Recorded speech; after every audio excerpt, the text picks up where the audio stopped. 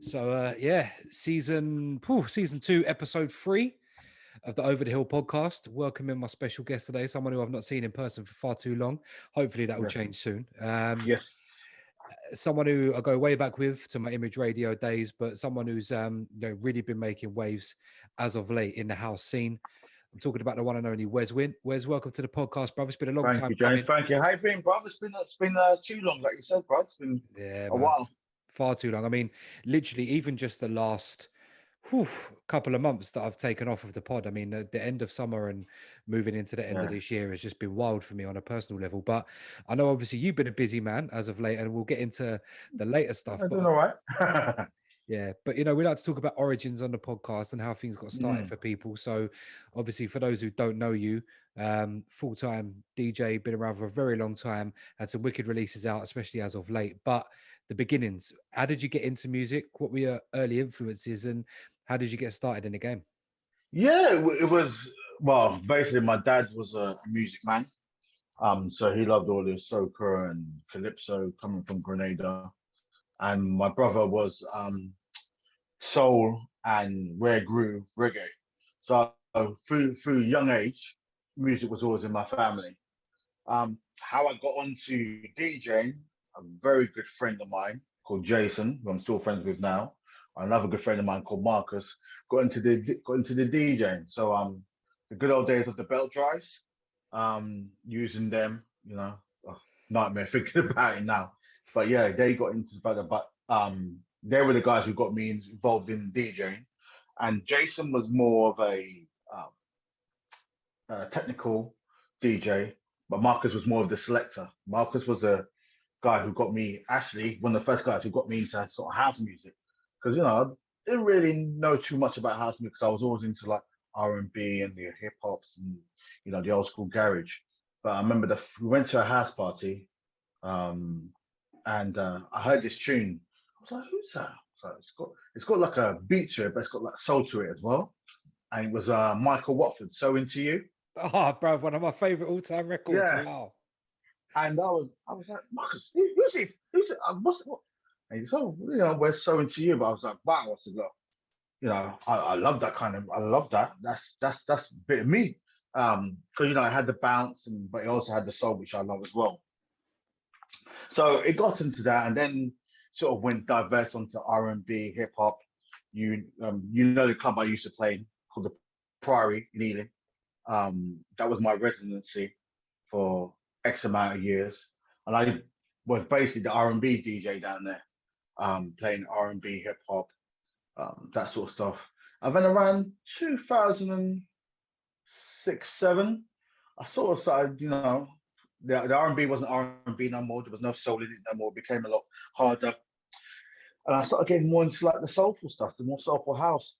And I remember actually going to, because Priory, if you remember what Priory always used to be the house upstairs, and downstairs was the R&B. But after a while, I switched it. Another DJ would go downstairs playing R&B, and I started playing more house. And I remember going to, after Priory one night.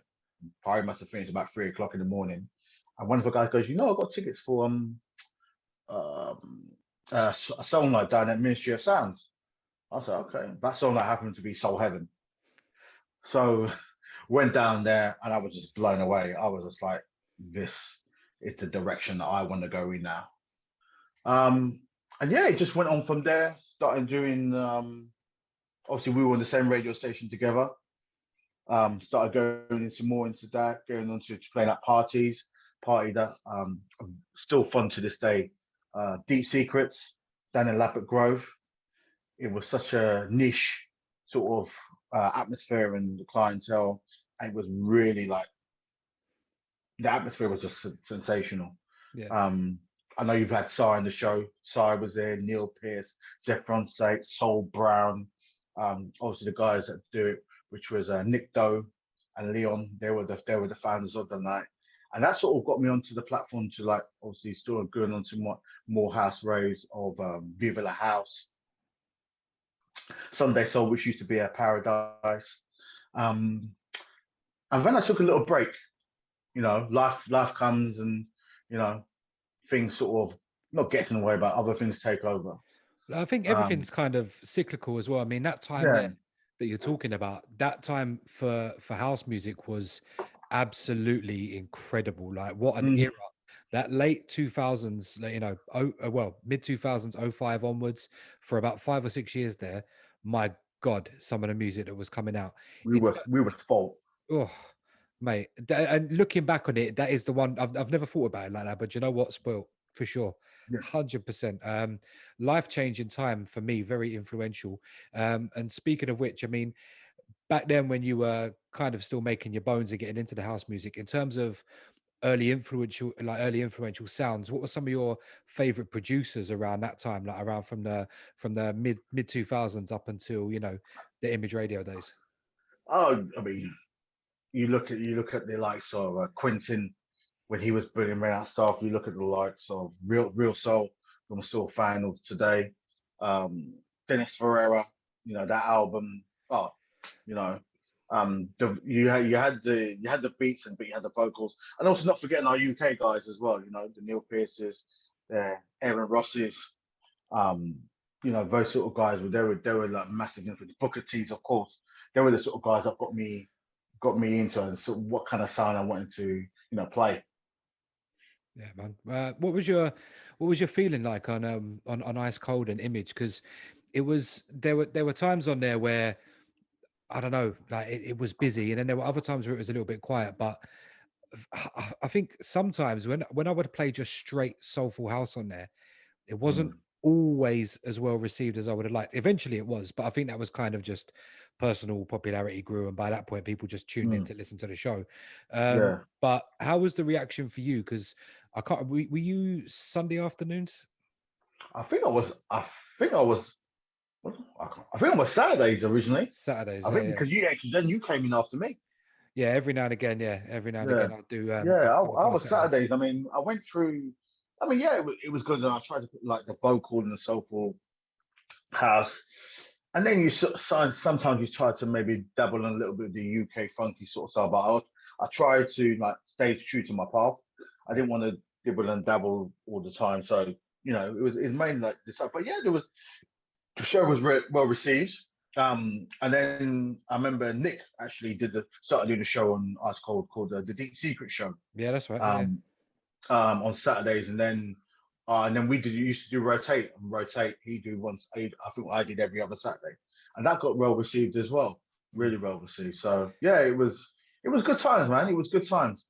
Yeah, it definitely picked up, as I say. I mean, I just remember there were occasions where I'd go in there and do a straight soulful show. Maybe it was because it was a cover and it was a different time of day or whatever, but it Mm, would never be quite as well received as when we used to mix it up. And I was talking to Steve Williams about it, like he was very much on that multi-genre, having a multi-genre station, which was beneficial in many ways, but also when you're not specialist, I think, people can kind of tune in and tune out, and it splits the yeah, of course. listenership a little bit. So yeah, I definitely had times where I struggled. I just wondered how the reception was for other people. But yeah, towards the end of my time on there, it was like, didn't kind of matter what I played. People were just like tuning in anyway. I think it was like, I think the station was just that big by that point, and the events were that big. Yeah, 100%. It was popping, man. So in terms of the break, what was going on for you at the time, and how long were you away from it for? And because I remember Yeah, seeing you. I remember seeing you when we were still doing Image, and I know you were doing a few bits with I think, was it John Black at the time? You were doing yeah, a that's few right. shows with Yeah, John. yeah. Yeah, and yeah, that was sort of like, towards the end of my time on Image. And then clearly from the time that you're given around that same sort of time, you took your break, and personally I did as well. How long were you away for, and what kind of dragged you back in? Yeah, I was away for about 3 years. You got to pay bills and put food on the table, so that came prior. That came priority, and then it's actually a good friend of mine called Jackie Spear. Um, she messaged because she always knew I played Soulful House, and she goes, "I'm creating a radio station called Conscious Sounds. Would you be interested?" And I was like, maybe. Let me see who's on the station. And there was a few guys I think the only guy who I knew was Gavin Peters. Um, so I was like, okay, let me see what's this new station, fresh ideas, and they did house. I mean, they did soulful, deep Afro house, but also a little rare groove and R&B and soul. but it was something fresh and new. And I said, look, let me do a couple of shows. I'm gonna do a couple of shows, and my first show I think was 10 till 12, 10 till 12 p.m. on the Saturday. So I had a morning show. But yeah, it was great receiving. It sort of got my bug back into it, if you want to call it. And I started getting back into the music, listening out for new vocalists, and yeah, it just sort of took off from there, to be honest. And then we did residency shows down in Camden called Boho Bar, which was um yeah, all the DJs down there, so it was rotatory every month. And yeah, that's how I got to. Funny enough, that's how I got to meet brother James and Mickey Johnson, a couple of other DJs down there, and we sort of all sort of networked together and all got on. So yeah, that was a step for me getting back into it. Yeah, I played at Boho a few times myself. It's a nice little venue. That little part of Camden was always like a nice little buzz there. No matter where you were playing, it was always quite busy on that little side sort of street there. Yeah, that was hard. Yeah, so it was always Few that. little nice gaps there, man. Yeah, no, definitely, it was always that, and the vibe in Boho. To be fair, when we had a party there, yeah, it was good. Really good, nice, like intimate sort of vibe. Sound system could be a bit better, but hey. Yeah, that's always a problem. Like you'll notice it with some of Yeah, these smaller venues. Like again, I was talking to Steve about it before, kind of a little bit off air, but I remember going to play at where was it? Blag Club in Notting Hill, the one that was yeah, above, yeah, like not like you got the Grove one and the Holland Park one. It was all right, but the Notting Hill one, bro, that sound system in there was my phone's louder than that. Like, yeah. Yeah, I've heard that comment before as well. Yeah, and sometimes it can hamper the night, but to be honest, the nights were really good in there, and it sort of paved the way to what it's gotten me started doing, like I think then I started doing 12 to 2 on Conscious Sounds, and then yeah, we there was a festival that took place which was called Conscious in the Caribbean, which was really great, and it was sort of networking. That was a lot of stuff networking because we had the Conscious Sound DJ, but you also had like Cy Says, Neil Pierce, Lika Rebel, Hanley, Ziggy Funk. Because I knew Cy for like ages, but I didn't know Neil and those sort of guys. So it was great meeting with them, and that was probably the venture probably to get me to start producing. that was what I was coming to next. So you set it up nicely. Like in terms of productions, I mean, obviously you're at a level now where it's there, it's up there, and some of the music is just, whew, wow. Thank you, bro. Mate, I've been loving it.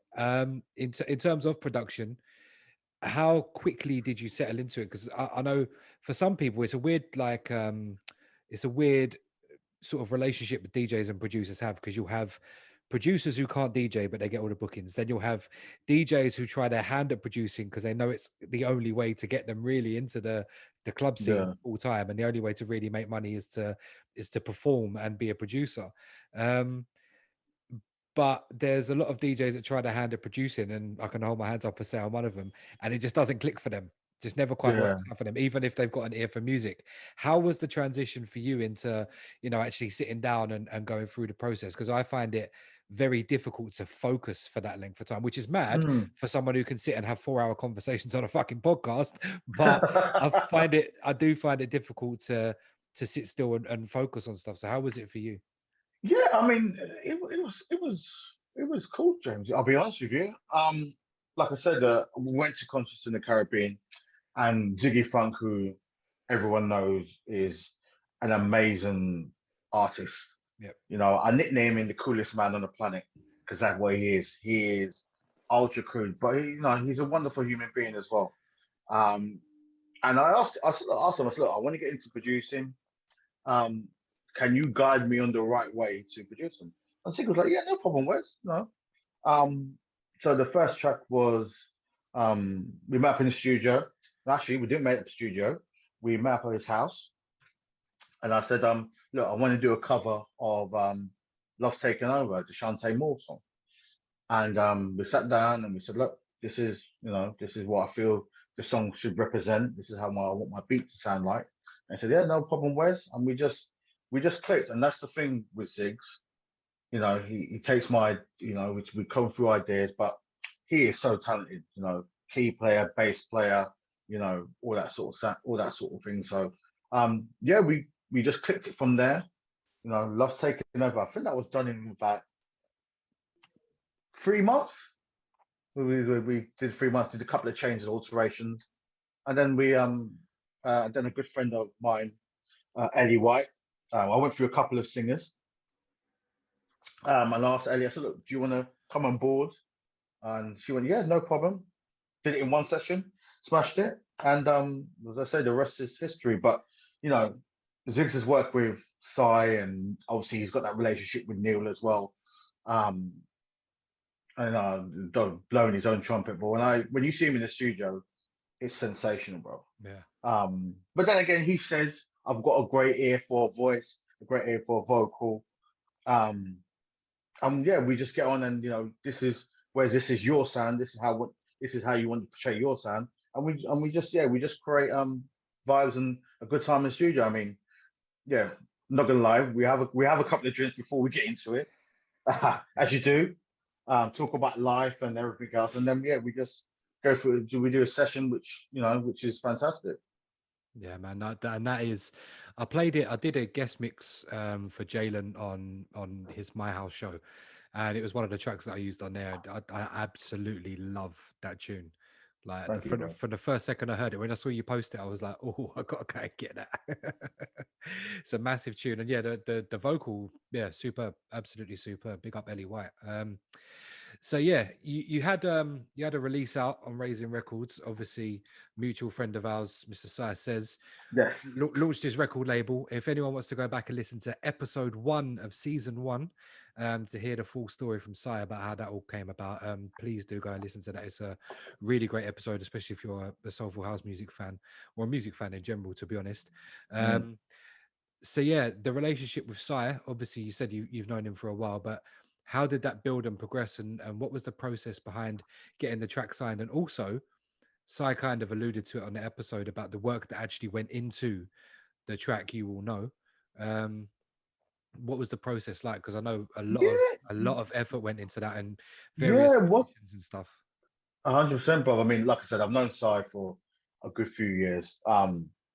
Backstory. Um, yeah, he used to work on this. Remember Colourful Radio back in the day.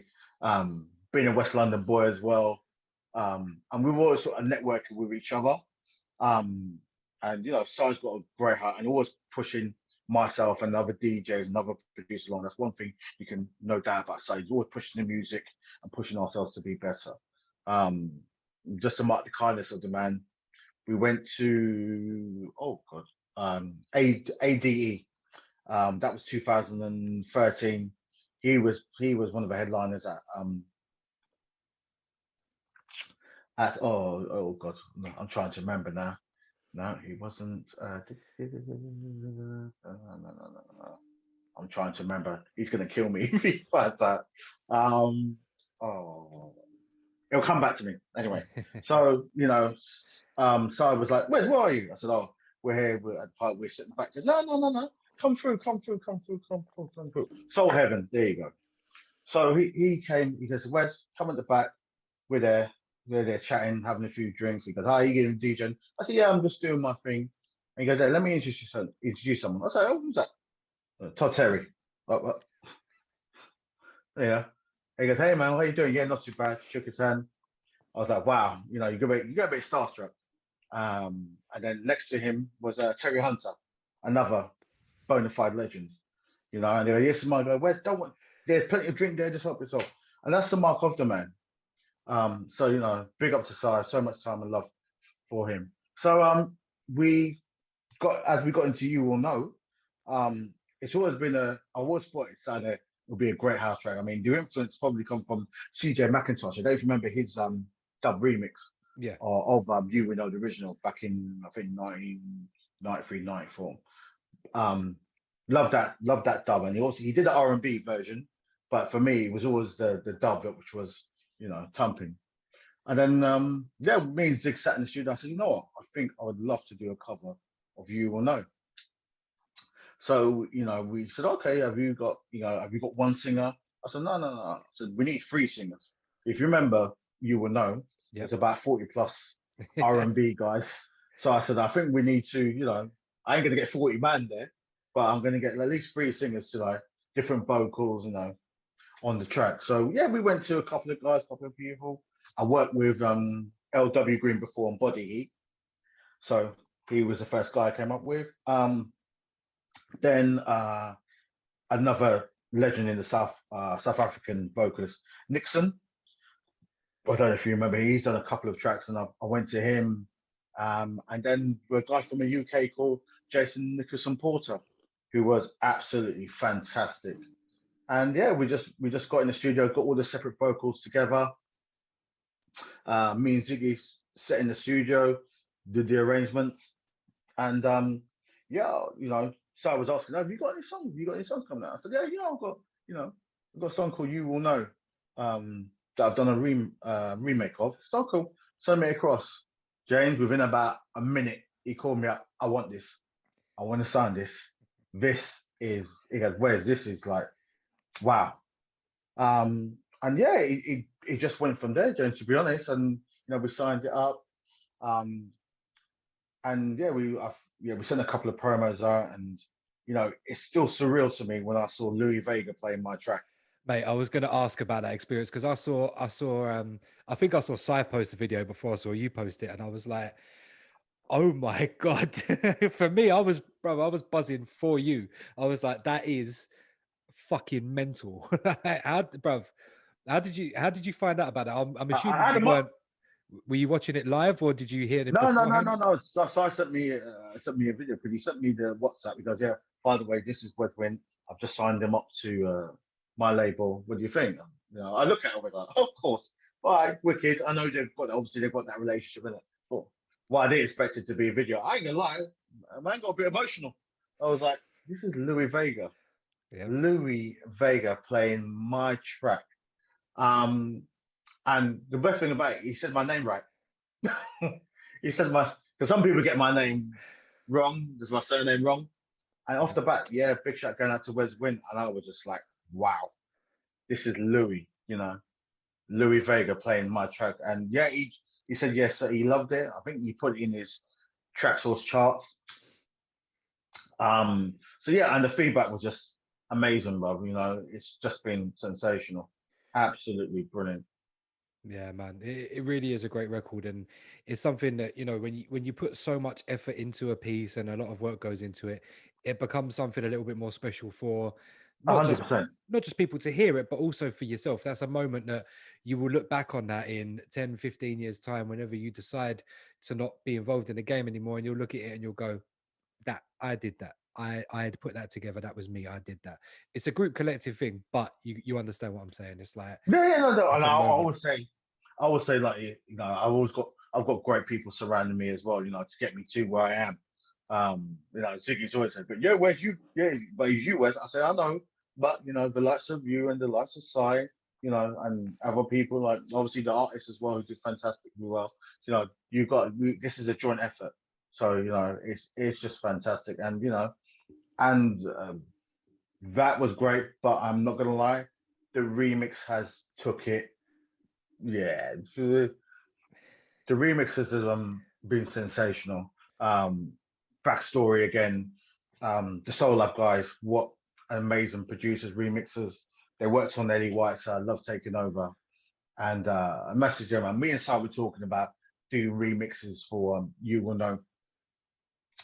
And he said, do I have anyone in fire? I said, well, Soul Lab guys, they're quite good, and I feel it will be a different take on my version. And he said, yeah, he had a guy called Big Up Mikey Black. And I messaged the guys, look, I've got You Will Know, it's done really well. Would you guys be interested in the remix? I said, do you remember the original as well? And they were like, yeah, do you remember the original with Joe and Tevin Campbell and all those guys? Yeah, of course. Well, that's a classic. I said, well, do what you do and see what you come back with. And yeah, when they come back with what they did, me and Sa were like, wow, you've just took it another level. Yeah. And then and then it came out in end of July. And bro, I'm not gonna lie, James, the response has been sensational.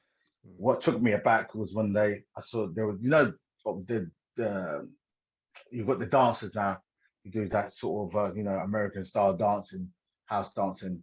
When I saw them doing it in Japan, and then in America, and then in South Africa, I'm like, wow, Mm. wow, oh wow. Um, as much as I'm producing and trying to keep a level head, that still blows my mind. Yeah, You know, yeah. that still blows my mind. And for me, music is a powerful tool, and if you can make people dance and enjoy themselves, more to it. Yeah, man, that's the important thing. And as I say, for me, it was always about, DJing and stuff was always more about memories than money, and always Mm, always more about smiles than it was to be praised or anything stupid like that. You know what I mean? It was always more about a vibe, and yeah, being able to have a record that impacts so many. Did it am I right in thinking that the original was top of the traxsource chart at one point? yeah, yeah, it got top of Soulful. That was back in April. Yeah, it got top of Soulful house charts, and then the remix by Soul Lab. Yeah, that was top of Soulful as well. So both of them have done fantastically well, and it's that's credit to Psy and the Raising Records label, and obviously the Soul Lab guys who did the remix, and obviously the three artists. So and obviously everyone that supported. Sick, absolutely sick. So you mentioned the date there. You mentioned that was around July, and I got to be honest with you, that was probably the last time I bought any music because I've Oh been wow. as I was saying to you earlier from the end of June, I had a little bit of time off work and had some Mm, life admin to catch up on, and literally yeah. it's one of the reasons the podcast kind of fell off in July because I've just not had the time on my hands to even sit.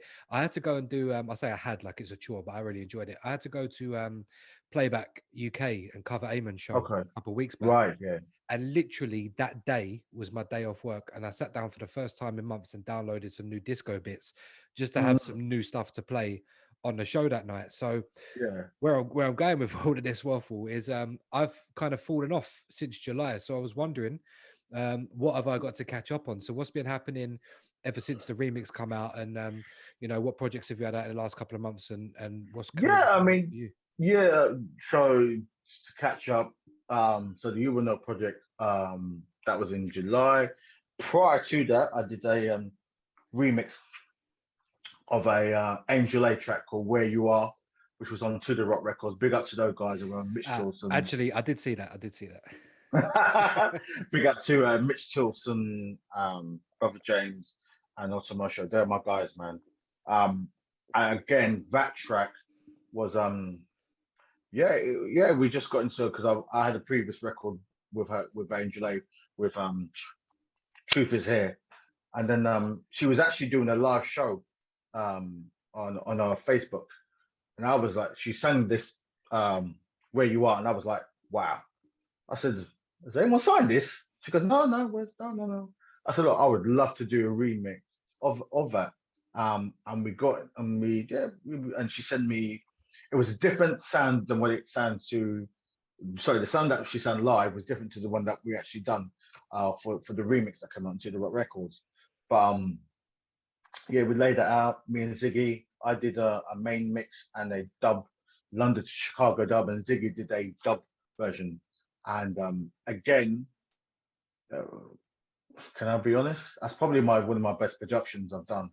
Um, it's such a soulful, you know, soulful song, and the lyrics you can just pause through.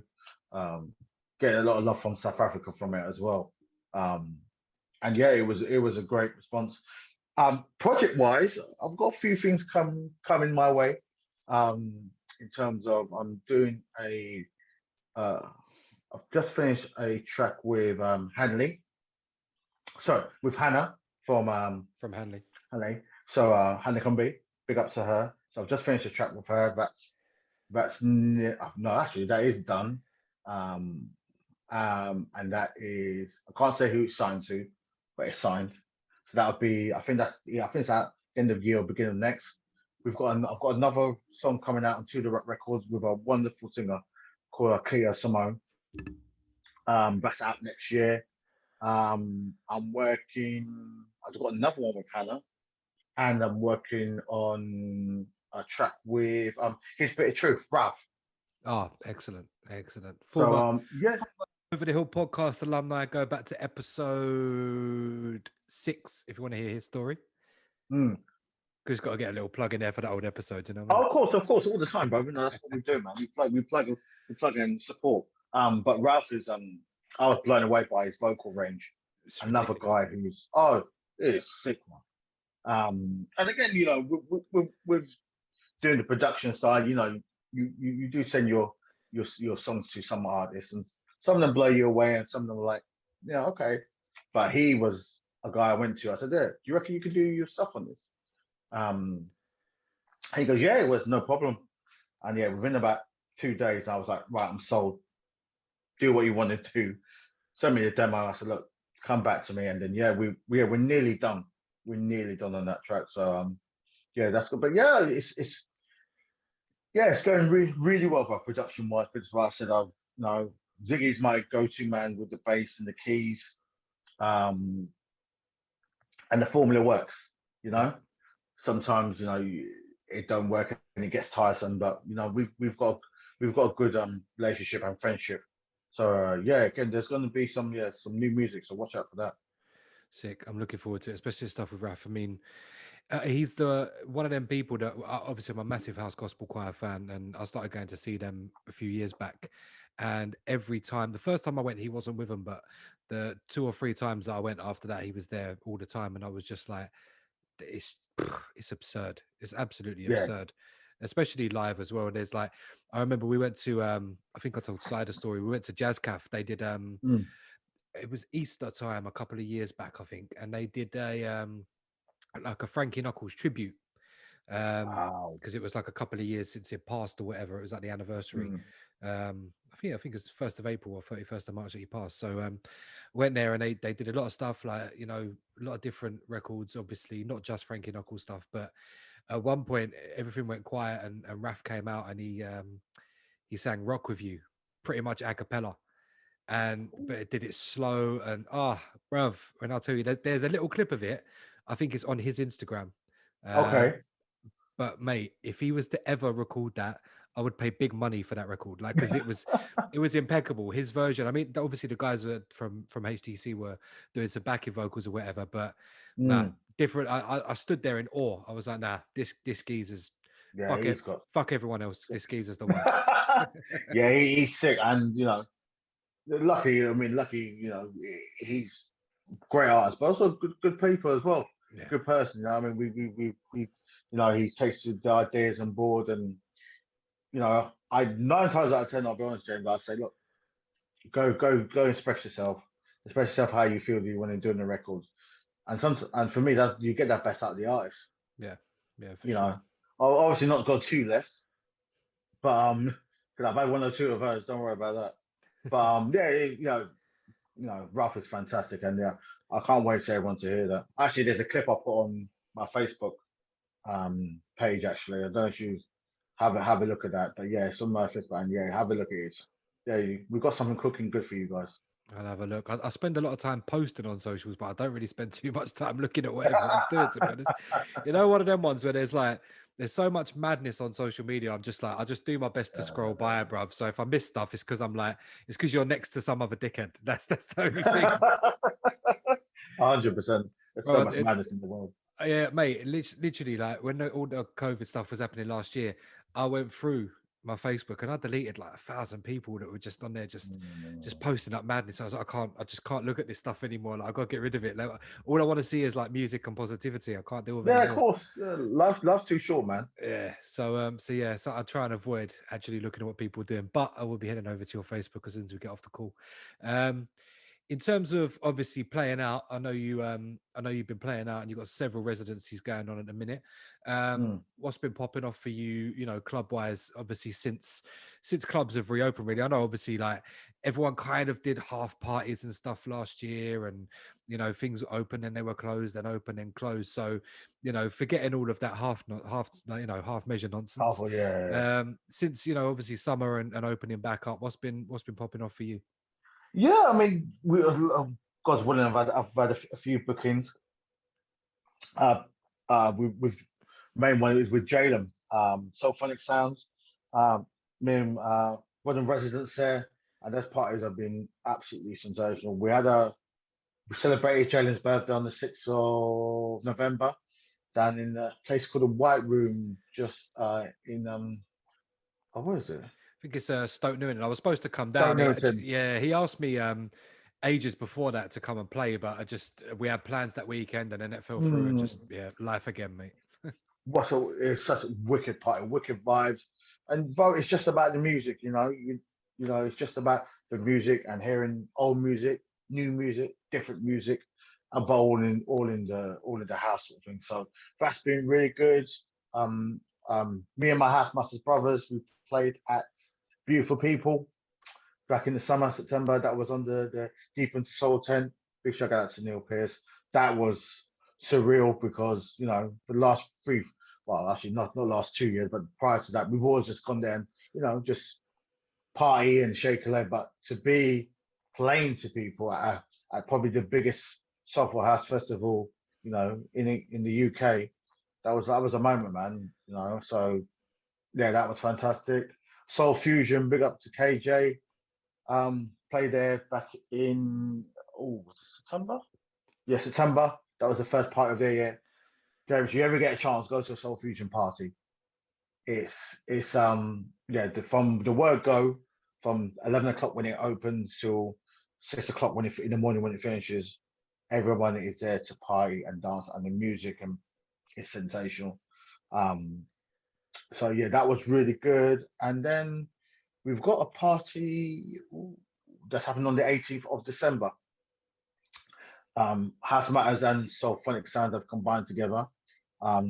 We actually sold out, which is surreal because we sold out nearly 6 weeks before the bachelor party. Sick. So that is sick. We've got a nice little venue in East London called the Castle. So we've got myself, Says, Brother James, Mickey Johnson, and Jalen playing for the night. So that'd be really good. And then I'm playing that Deep into Soul on New Year's Eve. I saw that. I know that's the big one for you. That is a big one because I've been going to Deep into Soul for 10+ years. I remember the first party, so I was playing that. That was, I think that was it Foxhall? Yeah, I remember it was just like a restaurant stroke club. And I remember Sarah playing, a couple other DJs playing, and to see it go, from up there. Obviously now they're doing, the Beautiful People. Now they're doing Southport Weekenders. Now they're doing Sunset Beat. So it's amazing. Now I'm part of, the New Year's Eve party with, some of the DJs who are my heroes. The Groove Assassins. Neil Journeyman. So yeah, it's fantastic. I can't wait for that party. And that party is always it's memorable. It's memorable. So yeah, I've got a few bookings going on. Where So, is yeah. that one? The one on New Year's Eve. Whereabouts is that? The Orange Yard. Okay. Just off that's Soho. Yeah. Quite a nice intimate. Quite a nice intimate venue. So yeah, I think tickets are still ongoing, but I think they're going to sell out soon. Yeah. Judging by how fast the tickets are going. So it was always packed out, and the atmosphere is wicked. I mean, we've got 5 great DJs and me. so it's going to be a wicked night. So yeah, I've got to be blessed, man. What's happening so far? I think those ones, I don't know about you, but I always think those slightly smaller venues are the best, especially when it comes to soulful house music. Like, I think that's one of the reasons why parties like what Nick Doe and them boys are doing, like at Blag and the smaller places, like it's just a much, much, much better setting for that kind of music, in my opinion. I mean, festivals are great, don't get me wrong, but that intimate feeling of like when you're playing and you're almost in the crowd, like, and everyone's on a vibes, and bro, it just can't be beat. There's not, especially with the soul house, it's that cozy in it. It's nice, intimate, all that sort of thing. Then, like you said, we don't mind festivals, but I love the 300, 350, nice, intimate venue, nice dance floor. As long as I can get to the bar, it's cool as well. But it's just, yeah, you're right. It's just, and like you going back to that Deep Secrets party, they were brilliant, man. I love those parties so much. Whether I was playing or not, the music was just like brilliant. From start to finish. And like you said, it was those peak times when it was the Dennis Ferrers and the Quentin Harrises, God rest his soul, the Phil Ashers, those sort of music with their vocal. And the UK was coming out with some brilliant soulful house as well, man. Aphrodisiacs, which is part of Size, Neil, Ziggy, um, Andy Wards, all those sort of guys. You know, they were great parties, man, and great times. Yeah, I remember being at Deep Secrets one night. I think it was Eamon's birthday, and there was loads of ice cold image heads in there. And Major Notes had a studio just on the same street there Mm, from Black Club, and we were both in there. And it was around the time I think Dennis Ferrer, Hey Hey, had just started to come out on the underground before it sort of like come out properly. yeah. And I remember I was there with Major Notes, and I told him about the tune a couple of weeks before that. And he was like, "Right, I've got to look up this tune," but he hadn't heard it yet, and he was in the rave, and I think it was Nick was bringing it in. I think you were there that night as well, and Mm. I turned around to Major Notes. I was like, "Bruv," I was like, "This is the tune, bruv." When I tell you, you've never seen a man who's like, what? He's got to be 6'2", 6'3", just bowl across the dance floor like, "Bruv, what is this tune?" Like the second he heard it, but just like he was like, nah, this is too much. This is too much, and like. Yeah, man, just memories, little memories like that. That's what I'm saying. Like when it comes to the clubs and the raves and DJ and everything else, it's moments like that that I always Mm. remember. I never really remember what I got paid or what I played or anything. It's the little memories and the laughs that we had them times. Like, Oh yeah, 100%. When someone comes up to you, that makes you know, isn't it? yeah, What's this? What's this? Oh, I need to know what this is. I need to know what this is. And that's what we're there to do, like to tell the people, yeah, this is the music we're playing. Shake a leg, enjoy yourself, express yourself, and then yeah, and then there's just support the music as well. 100%, man. yeah, little things always ring in my mind. Like, I remember the advert that Nick had for Deep Secrets on Image FM. Mm. I still, You remember the song? You remember the song? Erotic Da, Illusions, man. da, da, da, da, da, Because da, da, it da. had the lyric, didn't it? Deepest Secrets flow. So Mm. yeah, no, I remember it. And like, because obviously, I'm trying to remember what it was called. That tune it's was this? erotic. It's Erotic Illusions. That's it. That's it. Erotic Illusions. Um, Yeah. I can't remember if that's the original or if it was the remix, but anyway, I just always remember because at that point, I think on Image, we were having to play the fucking ads every hour at that point because we had so many. So I was laughing with Steve about that as well. It's just like, oh yeah, sorry boys, but ad revenue needs must and all that. Got to play them every Yeah, hour. of course, man. But yeah, yeah, good times and good memories. Speaking, back on the subject of radio, obviously new radio shows popped up for you as well on Mm, the mighty My House Radio, which is for people who don't know, is you mentioned colourful radio earlier, which is obviously something that Gordon Mack set up. Gordon Mack being the guy that that's right. also set up Kiss FM for Hmm. those historians out there that may not be aware of the history. And obviously he's then gone on to set up My Soul, where you can catch Size Says on a Thursday night. Um, and yeah, an offshoot is My House, the house music version, and strictly Hmm. house music version of My Soul. So how did the show come about, and how's it all going on there, man? Saturday nights, Yeah, prime yeah. time. We were prior time, brother. Again, it was from Cy and Jalen. They were like, Wes, they're looking for new DJs.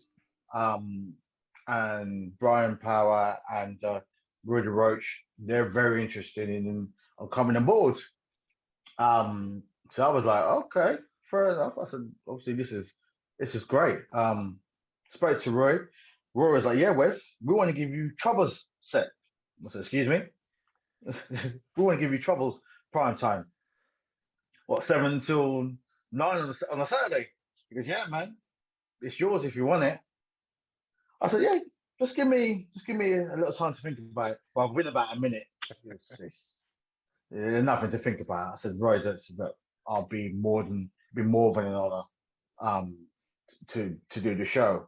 And then yeah, we started back in January. Yeah, January this year.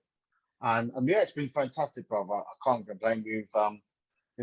It's we do first hour, we do soulful vocal house music. And then second part of the show, we do a little bit deeper, a little bit bumpier, because it's obviously as you get in, I mean, the vibe is we want people, like back in the days, you switch on the radio and you be getting ready and you have your friends around, you have a couple of drinks to get ready to go out. We wanted that vibe to be recreated. So you're getting ready, you've had a couple of drinks, and you got me in the background playing music. So that was the vibe again. And yeah, it's been fantastic. We've had some good DJs on there, guest DJs. Um, Max Evans, watch out for that guy, Max Yeah, Evans. I've been. That's someone I have been paying a bit Watch of attention out, to. Yeah. watch out for it. 18 years old, and his selection is crazy, bro. Big up, straight out to his dad as well, Aston as well. But watch out for that. So I've had him. I've had Simone Martinez, um, wonderful Afro House DJ. Um, Mel Brown, she's another DJ stroke producer. She's only like 24, 25, but talent, huh, talent, bro. Had her on there, and and we had a lady from Korea called Beijing who was fantastic, and she's another selector. And sometimes I ain't gonna lie, sometimes I get educated myself in the music they're playing. Like, what is? Can I have your playlist? What's the playlist for the tracks? I know they're calling that and it's sent it across, but no, I mean for me, the show is yes, it is about my music and obviously I play my music on there in the mix and that. But it's great to have great DJs on there as well who love house music, who express themselves with house music. Um, and basically, usually we ask them to do like a 5 minute chat, introduce themselves or what they are, what music they do, and then yeah, they do a 55-minute mix, and yeah, it's been greatly received, bro. So yeah, I can't, my house is like prime time, especially on the Saturday night. So it's been fantastic. Yeah, man. Nice. I've caught the tail end of it a couple of times, and yeah, heard a couple of the guests on there. It's a big show. It really is a big show. I Mm, remember, obviously, I did my show was a Saturday night, 8 till 10 for a good few years on Flight, and yeah, man, it's pucker to be able to have that vibe of, everyone's getting ready in the yard and they're getting the message. Oh, mm. big up me and whoever. We're going out to dance around our handbags tonight. Blah blah blah. Getting warmed up to your tunes. Or I used to have people that text me from the cab on the way to a rave on a Saturday night, just just Yeah, just man, on a that madness, because they'd get in the does it. cab. There was the cab firm in Mm, I won't say what area it was in because it's where Flight was, but the local mm. cab firm, a lot of the cab drivers used to listen to Flight, so people would get in the cab and they'd be texting me going, bruv, the geezer's got your show on in the car and everything else. One time that, like, one of my mates actually got a cab to the studio and the cabbie was like, I listen to you all the time. I was like, yes, bruv, and, big uh, it up. and that's what you want, innit? You want that people, you want that feedback. I mean, I think in this day and age, it's a little bit harder now to Yeah. get that sort of thing because back in our days, it was just FM. There was no internet, or there was none of that, podcasts and all that sort of thing. So you had that better interaction back in the day. But you get a few people messaging through yeah, Wes, and you put your thing on Facebook, or I mean, I do it for my WhatsApp group, and people interact. Yeah, big shout, and yeah, great show, Wes, and great tune. What's that track? But I do miss. I ain't gonna lie, I do miss the old school, man. Yeah, yeah, of You know. course. I say it all the time on here. Like, if I could literally go back and just, even if it was some shithole, dingy flat somewhere, with, with a wire hanging out the window and a horn on it, and on a dodgy estate somewhere, bruv. If a show like that comes up, there's a very good chance I might do it. It's quite crazy though, because I remember back on the Image Radio days, obviously me and Eamon used to try and record a lot of the shows, and we'd either try and Mm. take a laptop up there, stream it and record it, or we'd have someone at another computer somewhere trying to record it for us. But these days, when I went and done his playback show, bruv, by the time I got on the tube to go home, the show's already uploaded on Shows it. up. It's same thing with my. It's mad, isn't it? And I remember back in the day, we actually have to put a USB stick, then press record, then take the USB stick, then upload, and it was long. Now, bang! That's as soon as you finish show, excuse me, gets uploaded Yeah, straight away. I suppose it's the joys of technology now, but I do miss the old traits. yeah, man, 100%. So, where do you see yourself going in 2022, man? What's the vibe? What are you feeling? Yeah, I mean, yeah, we've got a couple, obviously, musically wise, production wise, we've got a couple of things going on. Um, Me and my good friend has my brother James are working on the projects as well, which hopefully we'll have to announce early part of February, which we're working on. So that would be really good. Um, hopefully some more things with Soulphonics. We've got a few things we want to get lined up. Also, I'm playing in Portugal Sick. for the Soul Fusion party alongside. I don't know if you've seen the guys. If you want to go there, it's going to be absolutely amazing. We've got Spen, we've got Sai, we've got the Journeymen, we've got Sean McKay, we've got Neil Pearce, Groove Assassin, the Luca Rebels. I'm trying to think who else. At Jazz, Sub Junior. There's Velissa's fantastic. So that's over 6 days. So I'm playing at that. And yeah, I'm sure there'll be. Oh yeah, we're also doing for open house. We're doing a boat party for them. So yeah, there's some more things coming on board. So yeah, just grateful, especially after the last 2 years, James. Like we've had, with COVID and everything else that's gone along. We've lost a lot of good people along the way. So hopefully next year we could get back to some sort of normality, whatever that is, and then yeah, just get on with our music, get on with everything else. Yeah, man. Yeah, it's got a, as I said, you have no one's heard the last episode yet as at the time of recording this, because it's not even coming out until tomorrow. But then yeah, when you do hear it, you'll hear that on the last episode I did say that out of tragedy must come triumph. So 100%. fingers crossed everything's on the up and up for everyone next year. Before we finish off the pod, wanted to quickly branch into one of our other shared interests. We had a brief conversation the other day about our mutual love of pro wrestling. Now, Oh yes. that's something else I've definitely fallen off of in the last couple of years, but I always keep up with it. There's a couple of wrestling podcasts that I listen to, mainly because they're funny rather than Yeah. because they're about wrestling and because I've always listened to them since I was a big fan. But Yeah. obviously I still keep on top. I watch WrestleMania every year still, and like Rumble and maybe the occasional Money in the Bank or something like that. But the big bit of news, obviously, for the end of 2021 was the return of the man, the myth, the legend, CM Punk.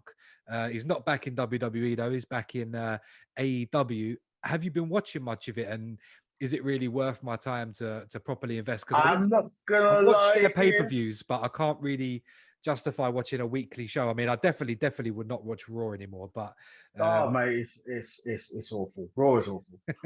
Me and funny enough, that's one thing. Me and brother James, we've got something in common.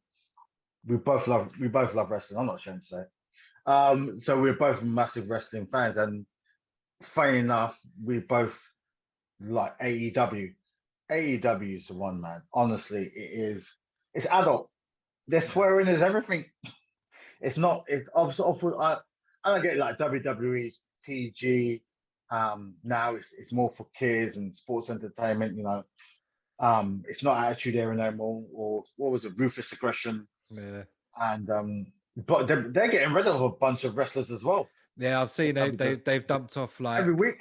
80 odd people in a week or something crazy like that. As I say, I listened to a couple of wrestling podcasts, and they're always forever promoting the actual behind the scenes news and stuff like that. And every time I hear it, I think, well, I saw that guy the other day. I thought he was quite good. Now he's already fucked off. Well, it's like but obviously like NXT was Triple H's little baby. Yeah, I went to Obviously. NXT live when it was here. Went to Oh wow. yeah, when they done the one in London, the actual pay-per-view that aired. And yeah, mate, the incredible atmosphere, best atmosphere at a wrestling event I've ever been to, in all honesty. Yeah, it was so, James. That It was was so niche. that was still at the time of Enzo and Cass and Yeah. Gable and Jordan. They were there, and Sami Zayn, and like that was like the peak of NXT for me. Yeah, because they got a lot of the indie started, didn't they? Yeah, man. Yeah, it was a really good show. Really enjoyed it. Yeah. Vince has just flushed that down the toilet now, man. Yeah, I've seen. He's flushed it down the toilet. He's now got. I mean, basically, Triple H has been. I don't know if you know. Triple H has been ill. I think he had a minor heart attack or something like that.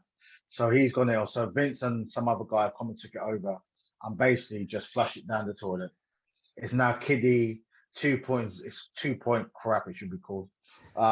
It's dire straits. And I watch it now compared to when it was. Well, you can call it the Black and Gold brand. Yeah. And now it's awful. On the flip side, AEW, there's storylines. There's actually wrestling, as you want to call it. And it's really good. I mean, they've got James is going to kill me because I know James is going to say, "Wes, you should know this." Dynamite, and the Rampage one is the that's other on, one. yeah, Rampage. Yeah. Brilliant, bruv. Watch that, honestly.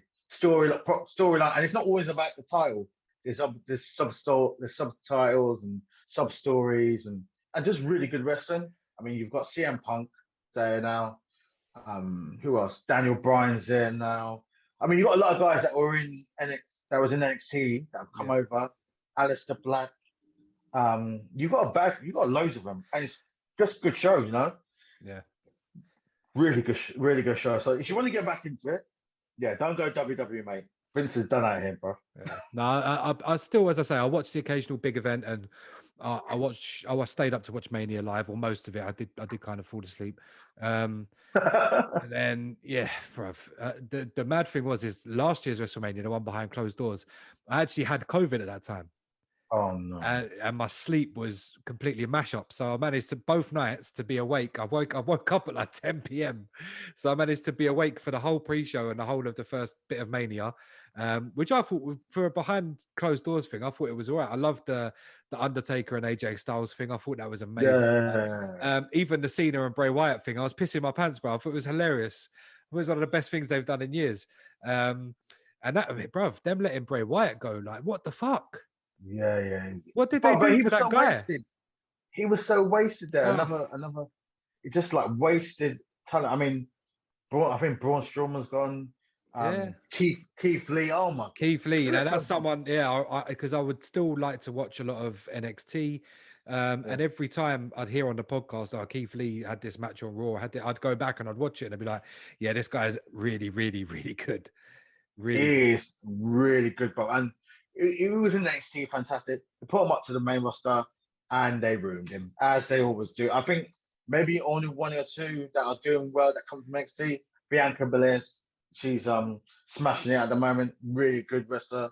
But it's only one or two, and Vince Yeah, wants to change the character. they've had success, but a lot of the guys, I mean, obviously I know Roman is the guy kind of thing, and I know he's been a lot better Roman's since killing it. he, I'll give you that. yeah. Roman's killing that at the moment. Now Since he's done he's an Real, NXT product. Obviously, the yeah. Shield is an NXT product, but you know, Moxley or Ambrose and Seth Rollins, they had a career before NXT, so it's not like they're a product of NXT. But same with the likes of Kevin Owens and everything. Like, I think Kevin Owens is one of the best ever, in my opinion. I think he's fantastic. Oh, fantastic. But yeah, in I think terms he's of gonna go like, next. yeah, in terms of just NXT guys, I think Roman's obviously the biggest success, but there's not really that many outside of him that didn't already have a prior career. I can't think of Yeah, many. you're probably right. I'm just Bray thinking, Wyatt, I guess, but you know, yeah, there was that kind of went, and I mean, even Luke Harper, RIP, RP, you know. even him, like he had a career in CZW and other places before he went to Mm, NXT. But yeah, for me, I thought when I actually went to Raw and SmackDown, I think 2014, and yeah. they did a couple of like Shield versus Wyatt's matches, and as dark matches, and like those guys, the chemistry that the six guys had was incredible, absolutely incredible. I remember I remember the build up to that, and I was like, yeah, this is what I want. And the build up to that was fantastic. I think they had one match. I can't remember whether it Yeah, was it like was. I know Barnes. when it was. It was Elimination Chamber. I think That's 2014. it.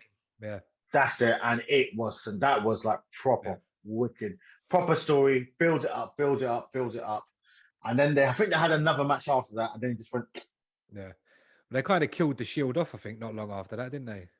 yeah. Because isn't it They brought Seth went back. heel, didn't he? Yeah, they brought back Evolution and done all that mad stuff. But Mm. yeah, what's your opinion on Batista's acting career, man? It's all right, you know. I think Yeah, he's done quite. I think he's done not bad. we watched. Um. Me and my dad watched that Army of the Dead the other day. The one that he's Oh done, yeah. the zombie movie, bro. Do you know what? It's a good laugh. It's a real good I laugh. watched that as well. Yeah, he's not too bad. Obviously, he was in Spectre with James Bond. He was in Blade Runner as well. I think he's in the new Dune film. Yeah. I haven't seen that. But yeah, he's done all right. I think they're all doing. I mean, John Cena's now doing movies. Yeah, Obviously, like he's doing some big no stuff problem. now, man. He's doing some big stuff. Obviously, Rock is the main one Yeah, now. yeah, He's the biggest one in Hollywood, isn't he now? yeah. I mean, Um, Cena's done. He's doing a Peacemaker film, is he? Because he played Peacemaker in the Suicide Squad, that's right. and I think he's actually doing an actual whole, or it might even Yeah, be I think doing this. finished. I think he might be doing a TV show on the Peace Oh match. yeah, it might be a TV show. Yeah, Yeah. yeah. So yeah, he's and it's funny enough when you think about it. I mean, I don't know if you ever heard that podcast he did, like slagging off The Rock and saying, yeah, and he comes in now again, he's only interested in the movies, blah blah blah blah blah blah. I mean, lo and behold, like few years down the line, you're doing exactly the same thing. Yeah. I mean, Not he admitted that he was wrong. not gonna lie, I tuned in when he came back because I wanted to see what that was like, and I wasn't. The match was what it was. We all kind of knew that was the way it was going to go, but the build and everything else, you could just tell like that man still got it. Like Yeah, Cena knows how to work a crowd, and I think he's one of them people that again I was talking to my dad about this at the weekend. Like the amount of stuff that guy's done for charities and stuff behind the scenes is just like it's out of this world. He's like he seems like a really yeah. top human being, man. Yeah, no, she's like a really nice human being. Like you said, stuff he done for the Make a Wish and those sort of things. But yeah, Cena.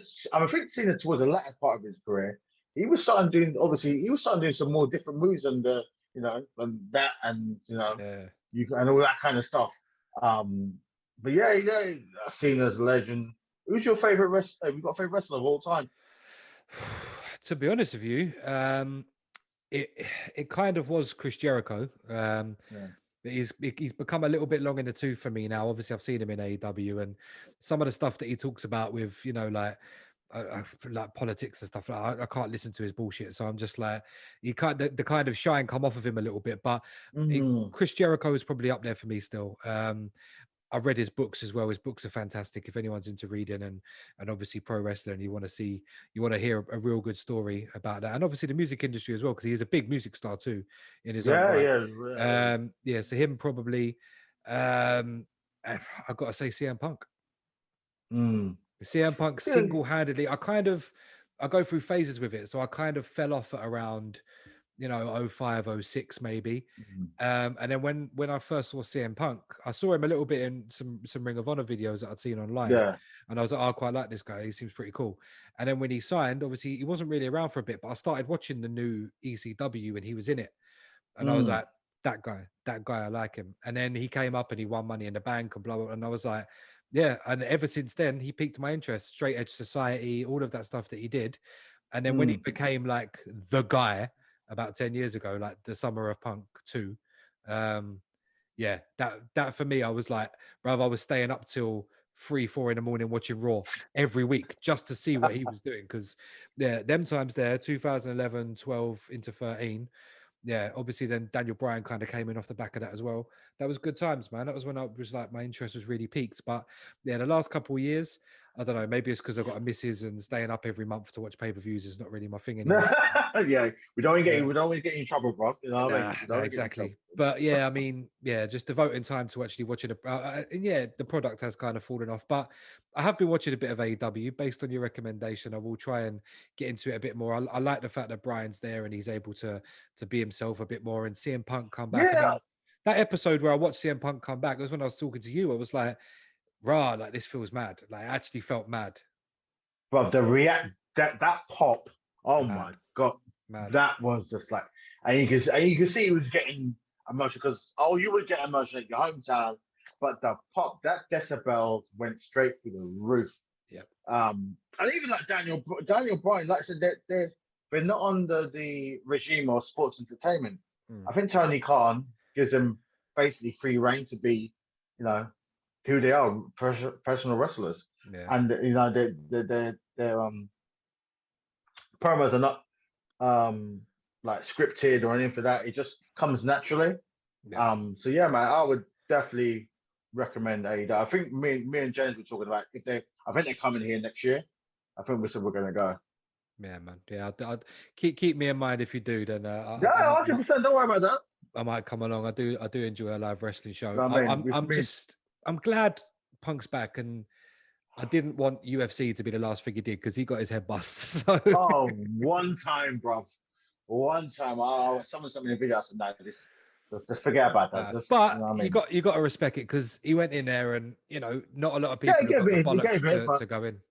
to go in, but nah. The professional wrestling, that's your thing. And yeah, mate, he's killing it again at the moment. The reception he gets from the crowd, his matches, they're Yeah. brilliant, bro. They're brilliant. Yeah, I've enjoyed seeing him back. It brings back a good time in my life, some good memories. But No, 100%. next time there's a big AEW pay-per-view on, I will watch it, and then you have to jump on the podcast. Maybe we'll bring Brother James on as well. We'll do an Yeah, no, AEW definitely, review. definitely, We'll do a review definitely, of the definitely. show, man. We'll be definitely would love that, man. Big stuff. Well, where can people get in touch with you in the meantime, or where can people check out the music and stuff? Yeah, well, you can check out the music on all the social media, the Facebooks, the Instagram, and the Twitter. You can check out my account on Mixcloud. All my mixes are up there. I do a mix each month called Soulful Sessions, which it's about an hour and a bit mix with all my favorite soulful house tracks within that month. Also, you can catch me for every Saturday on my house, called the House Sessions. That's 7 till 9 p.m. And also all my tracks on traxsource, Beatport, um, Spotify. I'm trying to think where else, iTunes. So yeah, man, I just want to say thanks for all your support, guys. You guys have been like wicked to get me where I am, and we're just getting started. We're just Yeah. getting started, so plenty All, more to come, man. all of the socials, is it just Wez Whynt, is it, on everything? Yeah, just WezWhynt. Big stuff.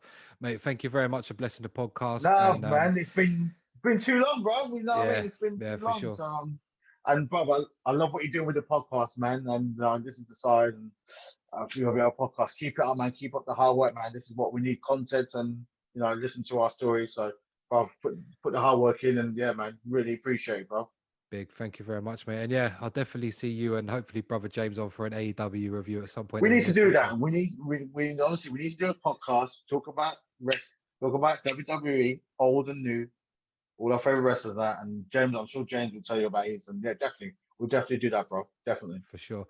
Right. Season 2, episode 3 of the Over the Hill podcast. Special guest Wez Whynt. Peace out, everybody. Make sure you're following and subscribed on Spotify, iTunes, Google, YouTube, TuneIn, Castbox, all the platforms. If you want to get in touch with the show, the Over the Hill podcast at gmail.com. Until next time, thank you very much, everyone, for locking in. Peace out.